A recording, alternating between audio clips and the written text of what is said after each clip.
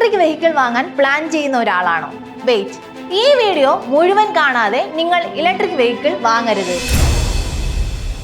കാരണം ഗവൺമെന്റിന്റെ കീഴിൽ പുതിയൊരു സ്കീം വന്നിരിക്കുകയാണ്, PM E-ഡ്രൈവ് സ്കീം. അതുകൊണ്ടാണ് ഞാൻ പറഞ്ഞത്, ഈ വീഡിയോ മുഴുവൻ കാണാതെ നിങ്ങൾ ഇപ്പോൾ ഒരു ഇലക്ട്രിക് വെഹിക്കിൾ എടുക്കാൻ പോവുകയാണെങ്കിൽ നിങ്ങൾക്ക് വലിയ നഷ്ടമായിരിക്കും. അപ്പോൾ നമുക്ക് വീഡിയോയിലേക്ക് കടക്കാം. ഞാൻ നിങ്ങളുടെ കരിഷ്മ. എല്ലാവർക്കും ഗോസ്വാല മലയാളം യൂട്യൂബ് ചാനലിലേക്ക് സ്വാഗതം. ഇതുവരെ ഈ ചാനൽ സബ്സ്ക്രൈബ് ചെയ്യാത്തവർ ഇപ്പോൾ തന്നെ സബ്സ്ക്രൈബ് ചെയ്യൂ. നിങ്ങൾക്ക് ഇതുപോലുള്ള നിരവധി ഇൻഫോർമേറ്റീവ് വീഡിയോസ് ഈ ഒരു ചാനലിലൂടെ കാണാൻ സാധിക്കും. നമുക്കിനി വീഡിയോയിലേക്ക് കടക്കാം. ഇനി നമുക്ക് എന്താണ് ഈ ഒരു പദ്ധതി, എന്തൊക്കെ ബെനിഫിറ്റ് ആണ് നമുക്ക് നേടാൻ സാധിക്കുന്നത് എന്നിങ്ങനെയുള്ള എല്ലാ കാര്യങ്ങളും നമുക്ക് സ്റ്റെപ്പ് ബൈ സ്റ്റെപ്പായി മനസ്സിലാക്കാം. ആദ്യം തന്നെ നമുക്ക് എടുത്തു പറയാൻ സാധിക്കുന്ന ഒരു പോയിന്റ് ആണ് promote electric vehicles across India. നമുക്കറിയാം, സാധാരണ പെട്രോൾ വാഹനമോ അല്ലെങ്കിൽ ഡീസൽ വാഹനമോ ഉപയോഗിക്കുകയാണെങ്കിൽ അതുമൂലം ഉണ്ടാകുന്ന പൊല്യൂഷൻ വളരെ വലുതാണ്. അപ്പോൾ ഇന്ത്യയിൽ നമുക്കറിയാം, ജനസംഖ്യയുടെ കാര്യത്തിൽ ഇന്ത്യ നമ്പർ 1 ആണ്. ചൈനയും തോൽപ്പിച്ചിരിക്കുകയാണ്. അപ്പോൾ ഇത്രയേറെ ജനങ്ങൾ, എല്ലാവരും ഓൾമോസ്റ്റ് ഓരോ കുടുംബത്തിലും ഒരു കാർ ഉണ്ടായിരിക്കും. അപ്പോൾ ഇത്ര പേരും കാറ് അല്ലെങ്കിൽ 2 വീലേഴ്സ്, ബസ്, ട്രക്ക് എന്നിങ്ങനെയുള്ള പലതരത്തിലുള്ള വാഹനങ്ങൾ വാങ്ങുന്നുണ്ട്. ഇത്തരത്തിൽ ഓരോ വാഹനങ്ങളും വളരെ വലിയ രീതിയിലുള്ള പുകമലിനീകരണമാണ് നമ്മളുടെ ഈ ഒരു എർത്തിൽ ഉണ്ടാക്കുന്നത്. അപ്പോൾ ഇത് കൺട്രോൾ ചെയ്യുന്നതിന് വേണ്ടിയാണ് ഇലക്ട്രിക് വെഹിക്കിൾ നമ്മൾ യൂസ് ചെയ്യുന്നത്. ഇന്ത്യയിലും വലിയ രീതിയിൽ ഇലക്ട്രിക് വെഹിക്കിൾ യൂസ് ചെയ്യുകയാണെങ്കിൽ വലിയ രീതിയിലുള്ള മലിനീകരണമാണ് ഇല്ലാതാകുന്നത്. ഇവിടെ ലക്ഷ്യമാക്കുന്നതും അത് തന്നെയാണ്, promote electric vehicles across India. ഇന്ത്യയിൽ മുഴുവൻ ഇലക്ട്രിക് വെഹിക്കിളിനെ പ്രൊമോട്ട് ചെയ്യുക എന്ന് തന്നെയാണ് ഈ ഒരു പദ്ധതിയുടെ പ്രധാന ലക്ഷ്യമായി നമുക്ക് എടുത്തു പറയാൻ സാധിക്കുന്നത്. രണ്ടാമത്തെ കാര്യം ഞാൻ ഓൾറെഡി പറഞ്ഞതാണ്, റെഡ്യൂസ് പൊല്യൂഷൻ. നമുക്കറിയാം, ലോകത്തെമ്പാടുമുള്ള ജനങ്ങളിലൂടെ നമ്മൾ മനുഷ്യരാണ് ആ ഒരു ഭൂമിയെ നശിപ്പിക്കാനുള്ള ഏറ്റവും പ്രധാനപ്പെട്ട ഒരു കാരണമായി മാറിയിരിക്കുന്നത്. പലതരത്തിലുള്ള മലിനീകരണവും പൊല്യൂഷനുമാണ് നമ്മുടെ ഈ ലോകത്ത് നടന്നുകൊണ്ടിരിക്കുന്നത്. ഇത്തരത്തിൽ ഈ ഒരു ചെറിയ മൂവിലൂടെ നമുക്ക് വലിയ മാറ്റമാണ് ഇന്ത്യയിൽ മാത്രമല്ല ലോകമെമ്പാടും കൊണ്ടുവരാൻ സാധിക്കുന്നത്. ഓൾമോസ്റ്റ് എല്ലാ രാജ്യങ്ങളിലും ഇത്തരത്തിൽ ഇലക്ട്രിക് വെഹിക്കിളിന്റെ ഉപയോഗം കൂടി വരികയാണ്. ഇന്ത്യയിലും അത്തരത്തിൽ കൂട്ടിക്കൊണ്ടുവരികയാണെങ്കിൽ വലിയ രീതിയിലുള്ള പൊല്യൂഷൻ ആണ് ഇല്ലാതാകുന്നത്. അത് തന്നെയാണ് നമുക്ക് മറ്റൊരു ലക്ഷ്യമായി എടുത്തു പറയാൻ സാധിക്കുന്നത്. മൂന്നാമത്തെ ഒരു പോയിന്റ് നമുക്ക് എടുത്തു പറയാൻ സാധിക്കുന്നതാണ് support EV manufacturing. EV manufacturing മേഖലയെ സപ്പോർട്ട് ചെയ്യുക എന്നത് നമുക്ക് മറ്റൊരു ലക്ഷ്യമായി എടുത്തു പറയാൻ സാധിക്കും. അടുത്തൊരു പോയിന്റ് നോക്കുകയാണെങ്കിൽ make EVs affordable for the public.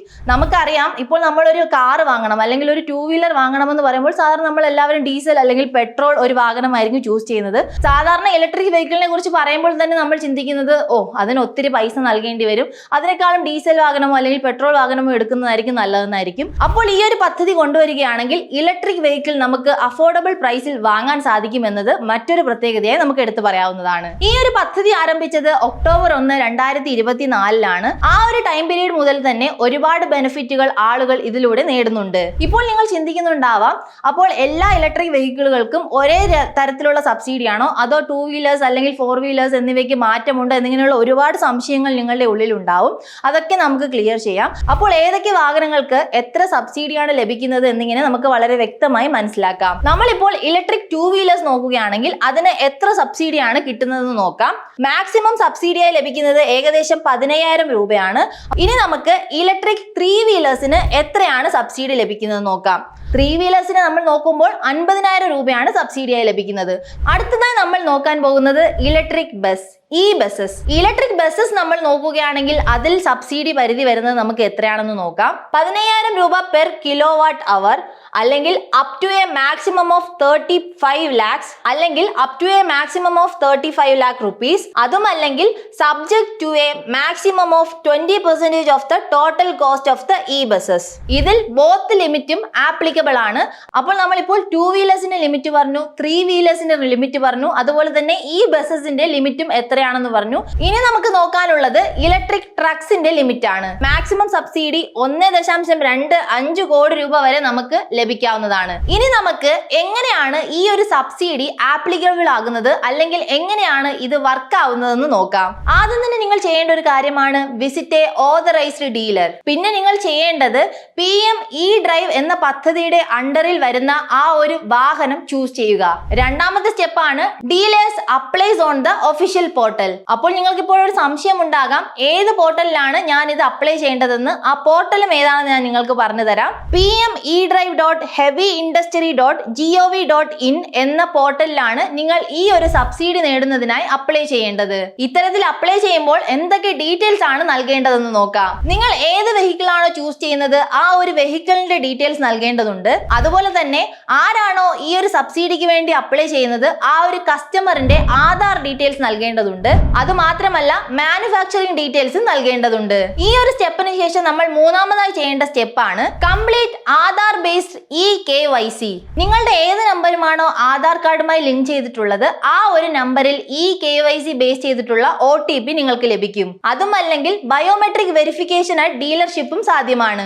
നാലാമത്തെ സ്റ്റെപ്പായി നമുക്ക് ലഭിക്കുന്നത് ഒരു സിസ്റ്റം ജനറേറ്റഡ് വൗച്ചർ ആണ്. നിങ്ങൾക്ക് ഇത്തരത്തിലൊരു SMS ലഭിക്കുകയും ആ ഒരു SMS-ൽ വൗച്ചർ കോഡ്, സബ്സിഡി എമൗണ്ട്, അതുപോലെ തന്നെ വാലിഡിറ്റി പീരീഡും ഉണ്ടായിരിക്കും. അതിനുശേഷം അഞ്ചാമത്തെ സ്റ്റെപ്പായി നമുക്ക് ഈ വൗച്ചർ ഡിജിറ്റലി സൈൻ ചെയ്യാവുന്നതാണ്. അവസാനത്തെ ആറാമത്തെ സ്റ്റെപ്പാണ് ഡിസ്കൗണ്ട് ഈസ് അപ്ലൈഡ് ഇൻസ്റ്റന്റ്ലി. നമ്മൾ എത്ര രൂപയുടെ വാഹനമാണോ വാങ്ങുന്നത് ആ ഒരു വാഹനത്തിൽ നമുക്ക് എത്ര രൂപയാണോ ഡിസ്കൗണ്ട് നമ്മൾ അർഹരായിട്ടുള്ളത് ആ ഒരു ഡിസ്കൗണ്ട് അപ്പോൾ തന്നെ ഡിഡക്ഷൻ വരികയും നമുക്ക് അത്രയും കുറഞ്ഞ പൈസയിൽ ആ ഒരു ഇലക്ട്രിക് വെഹിക്കിൾ വാങ്ങാനും സാധിക്കും. നമുക്ക് ഈ ഒരു പദ്ധതിയുടെ എലിജിബിലിറ്റി ക്രൈറ്റീരിയ എന്തൊക്കെയാണെന്ന് നോക്കാം. അതിലേക്ക് പോകുന്നതിന് മുമ്പ് അതിനേക്കാൾ വളരെ പ്രധാനപ്പെട്ട ഒരു കാര്യം എനിക്ക് നിങ്ങളോട് പറയാനുണ്ട്. ലൈഫ് ഇൻഷുറൻസ് നമ്മളുടെ ജീവിതത്തിൽ എല്ലാവർക്കും വളരെ അത്യാവശ്യമായ ഒരു ഘടകമാണ്. നമ്മുടെ ജീവിതത്തിൽ എപ്പോൾ എന്ത് സംഭവിക്കുമെന്ന് ആർക്കും തന്നെ അറിയില്ല. അപ്പോൾ ഇവിടെ ലൈഫ് ഇൻഷുറൻസ് എടുക്കുക എന്നത് വളരെ പ്രധാനപ്പെട്ട ഒരു കാര്യമാണ്. നിങ്ങളൊരു ലൈഫ് ഇൻഷുറൻസ് എടുക്കാൻ ആഗ്രഹിക്കുന്നുണ്ടെങ്കിൽ ആക്സിസ് മാക്സ് ലൈഫ് ഇൻഷുറൻസ് ഒരു ബെസ്റ്റ് ഓപ്ഷൻ ആണ്. സെക്ഷൻ 80C ആൻഡ് 80D പ്രകാരം 54,600 രൂപ വരെ നികുതി ലാഭം നേടാൻ സാധിക്കും. പ്രതിമാസം 578 രൂപ മുതൽ നൽകി 1 കോടി വരെ ഇൻഷുറൻസ് കവറേജ് നേടാൻ സാധിക്കും. 99.70% ക്ലെയിം സെറ്റിൽമെന്റ് റേഷ്യോ. അതുമാത്രമല്ല 64 ക്രിട്ടിക്കൽ രോഗങ്ങൾക്ക് കവറേജും നേടാൻ സാധിക്കും. പിന്നെ നമുക്ക് വളരെ പ്രധാനമായി എടുത്തു പറയാൻ പറ്റുന്ന മറ്റൊരു പോയിന്റ് ആണ് 3 മണിക്കൂറിനുള്ളിൽ തന്നെ ക്ലെയിം സെറ്റിൽമെന്റ് റേഷ്യോയും നേടാൻ സാധിക്കും. അതുമാത്രമല്ല ആദ്യ വർഷ പ്രീമിയത്തിൽ 15% വരെ ഡിസ്കൗണ്ടും നേടാൻ സാധിക്കും. അപ്പോൾ നിങ്ങൾ ഒരു ലൈഫ് ഇൻഷുറൻസ് എടുക്കാൻ പ്ലാൻ ചെയ്യുന്നുണ്ടെങ്കിൽ ആക്സിസ് മാക്സ് ലൈഫ് ഇൻഷുറൻസ് ഒരു ബെസ്റ്റ് ഓപ്ഷൻ ആണ്. താഴെ ഡിസ്ക്രിപ്ഷനിൽ ഞാൻ ഒരു ലിങ്ക് നൽകിയിട്ടുണ്ട്. ആ ഒരു ലിങ്ക് ക്ലിക്ക് ചെയ്ത് നിങ്ങൾക്ക് ഈ ഒരു ഇൻഷുറൻസ് നേടാവുന്നതാണ്. നമുക്കിനി PMEDrive എന്ന പദ്ധതിയുടെ എലിജിബിലിറ്റി ക്രൈറ്റീരിയ എന്തൊക്കെയാണെന്ന് നോക്കാം. B an Indian citizen. നിങ്ങൾ ഇന്ത്യയിലെ ഒരു പൗരനാണെങ്കിൽ നിങ്ങൾക്ക് ഈ ഒരു പദ്ധതിയിൽ അപ്ലൈ ചെയ്യാവുന്നതാണ്. രണ്ടാമത്തെ എലിജിബിലിറ്റി ക്രൈറ്റീരിയ നമുക്ക് എടുത്തു പറയാൻ സാധിക്കുന്നതാണ് buy a brand new EV vehicle. നിങ്ങൾ പുതുതായി ഒരു EV വെഹിക്കിൾ വാങ്ങുന്നുണ്ടെങ്കിൽ മാത്രമേ ഈ ഒരു സബ്സിഡി ആപ്ലിക്കബിൾ ആവുകയുള്ളൂ. മൂന്നാമത്തെ എലിജിബിലിറ്റി ക്രൈറ്റീരിയ നമുക്ക് എടുത്തു പറയാൻ സാധിക്കുന്നതാണ് choose A model approved under PMEDrive. അതായത് ഈ ഒരു സ്കീമിന്റെ അണ്ടറിൽ കുറച്ച് സെലക്ടഡ് ആയിട്ടുള്ള വാഹനങ്ങൾക്കാണ് സബ്സിഡി ലഭിക്കുന്നത്. ആ ഒരു സെലക്ടഡ് വാഹനങ്ങളിൽ നിങ്ങളുടെ വാഹനം ഉണ്ടോ എന്ന് ചെക്ക് ചെയ്യുക. അതാണ് നമുക്ക് മറ്റൊരു എലിജിബിലിറ്റി ക്രൈറ്റീരിയ പറയാൻ സാധിക്കുന്നത്. അടുത്ത നാലാമത്തെ പോയിന്റ് ആണ് have Aadhaar card linked with mobile. അതായത് നിങ്ങളുടെ ആധാർ കാർഡ് മൊബൈൽ ഫോണുമായി ലിങ്ക് ചെയ്തിട്ടുണ്ടാവണം. ഞാൻ ആപ്ലിക്കേഷൻ പ്രോസസ്സിൽ പറഞ്ഞു നമ്മൾ ഏത് നമ്പറാണോ ആധാർ കാർഡുമായി ലിങ്ക് ചെയ്തിട്ടുള്ളത് ആ ഒരു നമ്പറിലായിരിക്കും നമ്മളുടെ ആ ഒരു മെസ്സേജ് വരുന്നത്. അപ്പോൾ കൃത്യമായി നൽകാൻ ശ്രമിക്കുക. പലർക്കും 1, 2, 3 സിമ്മുകൾ ഉണ്ടായിരിക്കും. നിങ്ങൾ ഏത് നമ്പറാണോ ആധാർ കാർഡുമായി ലിങ്ക് ചെയ്തിട്ടുള്ളത് ആ ഒരു നമ്പർ ഇവിടെ നൽകാൻ പ്രത്യേകം ശ്രദ്ധിക്കുക. മറ്റൊരു പ്രധാനപ്പെട്ട പോയിന്റ് നമുക്ക് എടുത്തു പറയാൻ സാധിക്കുന്നതാണ് register the EV at the RTO. RTOയിൽ നമ്മളുടെ EV രജിസ്റ്റർ ചെയ്തിട്ടുണ്ടാകണം. അവസാനത്തെ പോയിന്റ് ആയിട്ട് നമുക്ക് പറയാൻ സാധിക്കുന്നതാണ് bye from an authorised dealership. അതായത് പലതരത്തിലുള്ള ഡീലർഷിപ്പ് ഉണ്ടാവും. അത് ചിലതൊക്കെ ഫേക്ക് ആയിരിക്കും. അപ്പോൾ കൃത്യമായ ഓതറൈസ്ഡ് ആയിട്ടുള്ള ഡീലർഷിപ്പ് ആണോ എന്ന് പ്രത്യേകം ശ്രദ്ധിക്കുക. ഇപ്പോൾ നമ്മൾ ആർക്കൊക്കെയാണ് ആ ഒരു എലിജിബിലിറ്റി ക്രൈറ്റീരിയ, ആർക്കൊക്കെയാണ് ഈ ഒരു സബ്സിഡി ലഭിക്കുന്നു എന്ന പോയിന്റ്സ് ആണ് പറഞ്ഞത്. ഇനി നമുക്ക് ആർക്കൊക്കെയാണ് ഈ ഒരു സബ്സിഡി ലഭിക്കാത്തതെന്നും നോക്കാം. Who does not get subsidy? അതിൽ ആദ്യം വരുന്നതാണ് പ്രൈവറ്റ് ഇലക്ട്രിക് കാർ. ഏതെങ്കിലും പ്രൈവറ്റ് ഇലക്ട്രിക് കാറാണ് നിങ്ങൾ വാങ്ങുന്നതെങ്കിൽ ഈ സബ്സിഡി നിങ്ങൾക്ക് ലഭിക്കില്ല. രണ്ടാമത്തെ പോയിന്റ് ആണ് government owned EVs. Government owned EVസിനും ഈ ഒരു സബ്സിഡി ലഭിക്കില്ല. അടുത്ത പോയിന്റ് ആണ് second hand or re registered EVs. നിങ്ങൾ ഏതെങ്കിലും സെക്കൻഡ് ഹാൻഡ് EV വെഹിക്കിളോ അല്ലെങ്കിൽ റീ രജിസ്റ്റേർഡ് EV വെഹിക്കിൾ ആണോ വാങ്ങുന്നതെങ്കിലും ഈ ഒരു സബ്സിഡി നിങ്ങൾക്ക് ലഭിക്കില്ല. അടുത്ത പോയിന്റ് ആണ് ബിഫോർ October 1, 2024. ഞാൻ പറഞ്ഞു ഈ ഒരു പദ്ധതി ആരംഭിച്ചത് October 1, 2024 ആ ഒരു ടൈം പീരീഡിന് മുമ്പെയാണ് നിങ്ങൾ ഒരു ഇലക്ട്രിക് വെഹിക്കിൾ വാങ്ങിയതെങ്കിൽ ഈ ഒരു സബ്സിഡി നിങ്ങൾക്ക് നേടാൻ സാധിക്കില്ല. മറ്റൊരു പ്രധാനപ്പെട്ട പോയിന്റ് ആയിട്ട് നമുക്ക് എടുത്തു പറയാൻ സാധിക്കുന്നതാണ് vehicle without A fixed battery. അത്തരത്തിലുള്ള ഒരു വെഹിക്കിൾ ആണെങ്കിലും നമുക്ക് ഈ ഒരു സബ്സിഡി നേടാൻ സാധിക്കില്ല. അവസാനത്തെ പോയിന്റായി നമുക്ക് എടുത്തു പറയാൻ സാധിക്കുന്നതാണ് അതായത് ഓൾഡ് EV മോഡൽസ് ഈ ഒരു PM E-Drive എന്ന പദ്ധതിയിൽ ലിസ്റ്റ് ചെയ്യപ്പെടാത്ത ഇലക്ട്രിക് വെഹിക്കിൾ ആണെങ്കിലും ഈ ഒരു സബ്സിഡി നേടാൻ സാധിക്കില്ല. ഞാൻ ഓൾറെഡി പറഞ്ഞൊരു പോയിന്റ് ആണ്. ഈ ഒരു പദ്ധതിക്ക് യോഗ്യമായ കുറച്ച് വാഹനങ്ങളുണ്ട്. അതല്ലാതെ മറ്റൊരു വാഹനമാണ് നമ്മൾ എടുക്കുന്നതെങ്കിൽ നമ്മൾ ഈ ഒരു സബ്സിഡിക്ക് യോഗ്യരായിരിക്കില്ല. ഇനി നമുക്ക് എന്തുകൊണ്ടാണ് ഈ ഒരു പദ്ധതി ഇത്രയും ഇമ്പോർട്ടന്റ് ആവാനുള്ള കാരണം എന്താണെന്ന് പരിശോധിക്കാം. നമ്മൾ എല്ലാവരും ചിന്തിക്കുന്ന ഒരു കാര്യമാണ് EV വെഹിക്കിൾ എടുക്കണമെന്നും പരിസ്ഥിതിയെ സംരക്ഷിക്കണമെന്നും എനിക്ക് ആഗ്രഹമുണ്ട്. പക്ഷേ ഇത്തരത്തിലൊരു EV വെഹിക്കിൾ ഞാൻ വാങ്ങണമെങ്കിൽ വലിയ രീതിയിലുള്ള എമൗണ്ട് ഞാൻ നൽകേണ്ടതുണ്ട്. അപ്പോൾ ആ ഒരു പ്രശ്നം പരിഹരിക്കലാണ് ഈ ഒരു പദ്ധതിയുടെ പ്രധാന സവിശേഷതയായി നമുക്ക് എടുത്തു പറയാൻ സാധിക്കുന്നത്. ഇലക്ട്രിക് വെഹിക്കിൾ അഫോർഡബിൾ ആക്കുക എന്നതാണ് ഇതിന്റെ ഒരു പ്രധാന പോയിന്റായി നമുക്ക് എടുത്തു പറയാൻ സാധിക്കുന്നത്. രണ്ടാമത്തെ ഒരു ഇമ്പോർട്ടൻസ് നമ്മൾ നോക്കുകയാണെങ്കിൽ പൊല്യൂഷൻ റെഡ്യൂസ് ചെയ്യുക എന്നത് തന്നെയാണ്. വീഡിയോയുടെ തുടക്കം മുതൽ തന്നെ ഞാൻ പറയുന്നുണ്ട് ഇന്ത്യയിലെ മലിനീകരണവും ലോകത്തിലെ മലിനീകരണവും. അപ്പോൾ ഒരു തരത്തിൽ അല്ലെങ്കിൽ മറ്റൊരു തരത്തിൽ നമ്മൾ ഇലക്ട്രിക് വെഹിക്കിൾ യൂസ് ചെയ്യുകയാണെങ്കിൽ ഒരു വലിയ രീതിയിലുള്ള പൊല്യൂഷൻ റെഡ്യൂസ് ചെയ്യാൻ നമുക്ക് സാധിക്കും. അതുപോലെ തന്നെ മറ്റൊരു ഇമ്പോർട്ടൻസ് നമുക്ക് പറയാൻ സാധിക്കുന്നത് ഡൊമസ്റ്റിക് EV മാനുഫാക്ചറിംഗ് ബൂസ്റ്റ് ചെയ്യാൻ നമുക്ക് സാധിക്കും. അതുപോലെ തന്നെ ഫ്യൂവൽ കോസ്റ്റ് സേവ് ചെയ്യാൻ നമുക്ക് സാധിക്കും. നമ്മൾ ഇലക്ട്രിക് വെഹിക്കിളിന് കറണ്ട് ആണ് യൂസ് ചെയ്യുന്നത്. അപ്പോൾ ഫ്യൂവൽ കോസ്റ്റ് സേവ് ചെയ്യാൻ നമുക്ക് സാധിക്കും. അത് മാത്രമല്ല EV എക്കോസിസ്റ്റത്തിൽ പുതിയ ജോലികൾ ക്രിയേറ്റ് ചെയ്യാനും സാധിക്കും.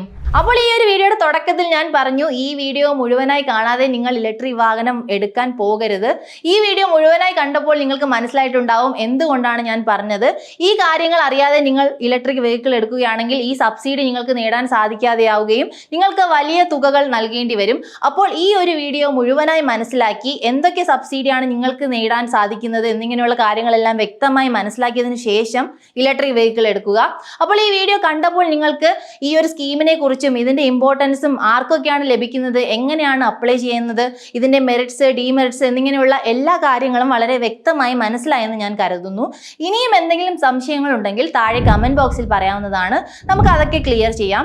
അതുമല്ലെങ്കിൽ നിങ്ങൾക്ക് ഏതെങ്കിലും ഒരു കാര്യത്തിനെ കുറിച്ച് കൂടുതലായി പഠിക്കണമെന്ന് ആഗ്രഹമുണ്ടെങ്കിൽ ആ ഒരു ടോപ്പിക്കും താഴെ മെൻഷൻ ചെയ്യുകയാണെങ്കിൽ നമുക്ക് ആ ഒരു ടോപ്പിക്കിനെ കുറിച്ച് കൂടുതൽ വീഡിയോസും ചെയ്യാവുന്നതാണ്. അപ്പോൾ ബോസ്വാല മലയാളം യൂട്യൂബ് ചാനൽ സബ്സ്ക്രൈബ് ചെയ്യാൻ മറക്കണ്ട. Bosswala. Be the boss.